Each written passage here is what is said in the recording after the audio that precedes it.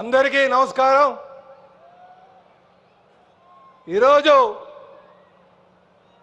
కడపలో నిర్వహిస్తున్నటువంటి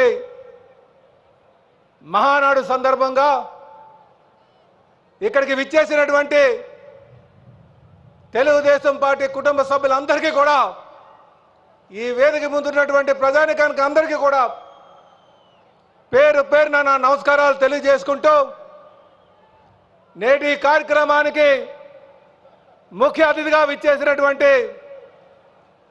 పూజ్యులు గౌరవనీయులు తెలుగుదేశం పార్టీ జాతీయ అధ్యక్షులు ముఖ్యమంత్రి గారైనటువంటి శ్రీ నారా చంద్రబాబు నాయుడు గారికి అలాగే మా యువ నాయకులు భవిష్యత్ నాయకులు లోకేష్ బాబు గారికి ఈ వేదిక మీద ఉన్నటువంటి కేంద్ర మంత్రివర్యులకు రాష్ట్ర మంత్రివర్యులకు శాసన సభ్యులకు శాసన మండలి సభ్యులకు అలాగే పార్టీలో వివిధ హోదాల్లో ఉన్నటువంటి నాయకులకు అందరికీ కూడా పేరు పేరున నా నమస్కారాలు తెలియజేసుకుంటున్నా। ఈరోజు ఈ సభను ఇంత విజయవంతంగా చేసినందుకు గాను కడప ప్రజలకు ఈ చుట్టుపక్కల ఉన్నటువంటి రాయలసీమ ప్రజలకు పేరు పేరున నా నమస్కారాలు తెలియజేసుకుంటూ మీకు పాదాభివందనాలు చేస్తున్నా। ఈరోజు కడపలో ఈ సభ చేసుకున్నామంటే మీ యొక్క సహాయ సహకారాలని చెప్పి ఈ సందర్భంగా తెలియజేస్తున్నా। మీరు ఇచ్చినటువంటి సహకారం కానీ ఆదరాభిమానం కానీ ఉత్తరాంధ్రలో ఉన్నటువంటి ప్రజానికానికి అలాగే సర్కార్లో ఉన్నటువంటి ప్రజానికానికి మీ గొప్పతనాన్ని తెలియజేస్తామని చెప్పి ఈ సందర్భంగా ఈరోజు మహానాడు ద్వారా ఏవైతే మేము మా యువ నాయకులు పెట్టినటువంటి తీర్మానాలు ఉన్నాయో ఆ తీర్మానాలని మీ అందరికీ తెలియజేయడానికి ఈ బహిరంగ సభ పెట్టడం జరిగింది। అన్న నందమూరి తారక రామారావు గారు తెలుగు వారి యొక్క ఆత్మ గౌరవాన్ని ప్రజలే దేవుళ్ళు సమాజమే దేవాలయం అనే నినాదంతో పార్టీ స్థాపించి వారు అనేక విజయాలు సాధించారు। అలాగే తెలుగుదేశం పార్టీ జాతీయ అధ్యక్షులు గత 40 సంవత్సరాలుగా పార్టీని తన బుధస్కంధాలపై వేసుకొని ఒక ప్రాంతీయ పార్టీని జాతీయ రాజకీయాలను శాసించే విధంగా పార్టీ నడిపించారు। అయినా వారు ఎప్పుడు కూడా సిద్ధాంతాలపైన వారు మాట్లాడలేదు। కానీ మా భవిష్యత్ నాయకుడు యువ నేత లోకేష్ బాబు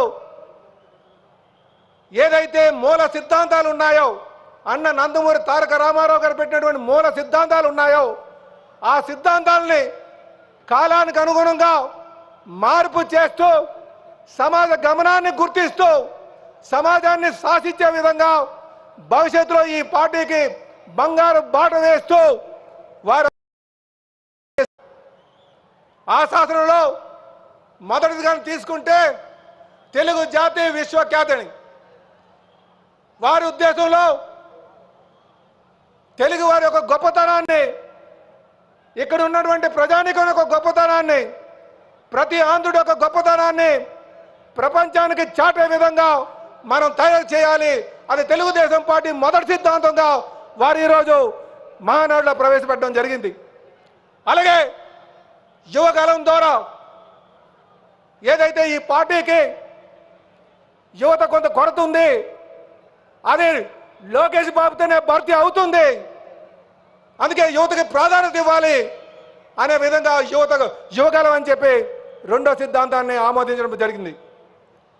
అలాగే అన్నదాతకు అండగా, ఎందుకంటే రైతే రాజు, రైతుకి ప్రాధాన్యత కల్పించాలి, వారు ఎన్ని తరాలైనా సరే వాళ్ళు బాగోగులు చూడాలి అనే మూడో సిద్ధాంతాన్ని వారు ప్రవేశపెట్టడం సభ ఆమోదించడం జరిగిందని చెప్పి తెలియజేస్తున్నా।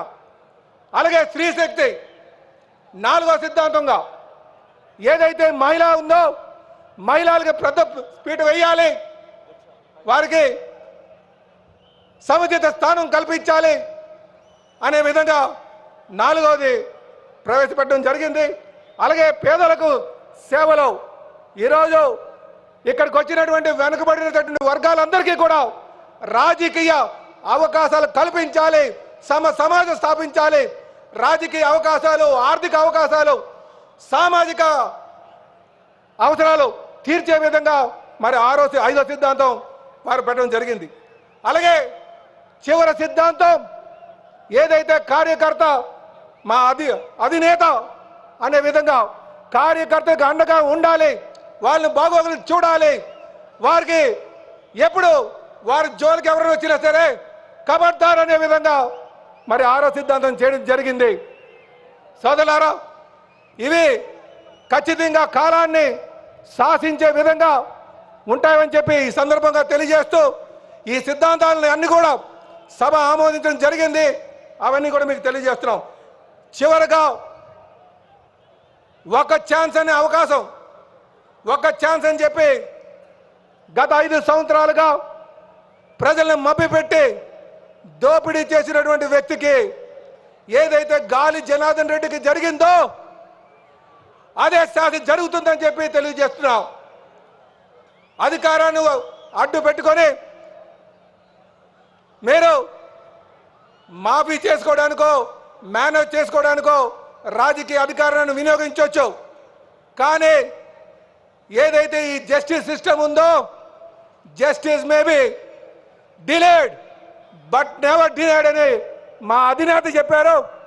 మీకు ఏదైతే గాలి జనార్దన్ రెడ్డికి ఏ విధంగా అయితే ఆ రోజు తెలుగుదేశం పార్టీ పోరాటం చేసి ఈ రోజు ఊచలు లెక్క పెట్టేటట్టు చేసిందో, రేపు జగన్మోహన్ రెడ్డి గారికి కూడా అదే గతి పడుతుందని చెప్పి ఈ సందర్భంగా తెలియజేస్తున్నా.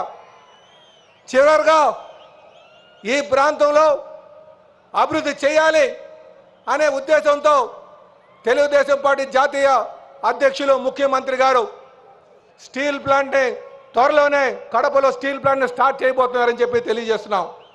అలాగే విశాఖపట్నంలో ఉన్నటువంటి స్టీల్ ప్లాంట్ని 2 సార్లు వారు కాపాడారు.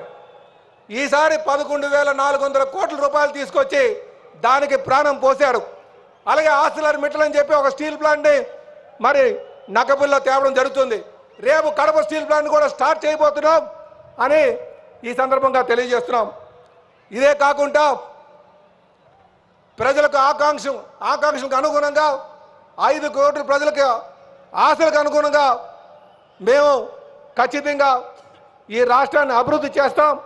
ముఖ్యంగా అది మా యువ నాయకులు లోకేష్ బాబు గారు, మరీ ముఖ్యంగా మా ముఖ్యమంత్రి అయినటువంటి శ్రీ నారా చంద్రబాబు నాయుడు గారితోనే సాధ్యపడుతుందని చెప్పి తెలియజేస్తూ నాకు ఈ అవకాశం ఇచ్చినందుకు పేరున కడప ప్రజానికానికి, వేదిక మీద ఉన్నటువంటి పెద్దలకి నమస్కారాలు తెలియజేసుకుంటూ మా తెలుగుదేశం కుటుంబ సభ్యులందరికీ కూడా నమస్కారాలు తెలియజేస్తూ సెలవు తీసుకుంటాం.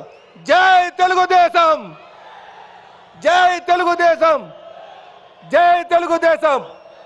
నారా చంద్రబాబు గారి నాయకత్వం, నారా చంద్రబాబు గారి నాయకత్వం, నారా చంద్రబాబు గారి నాయకత్వం, యువ నాయకుడు లోకేష్ గారి నాయకత్వం, యువ నాయకుడు లోకేష్ బాబు నాయకత్వం. అమర్ రాయ ఎన్టీఆర్, అమర్ రాయ ఎన్టీఆర్, అమర్ రాయ ఎన్టీఆర్.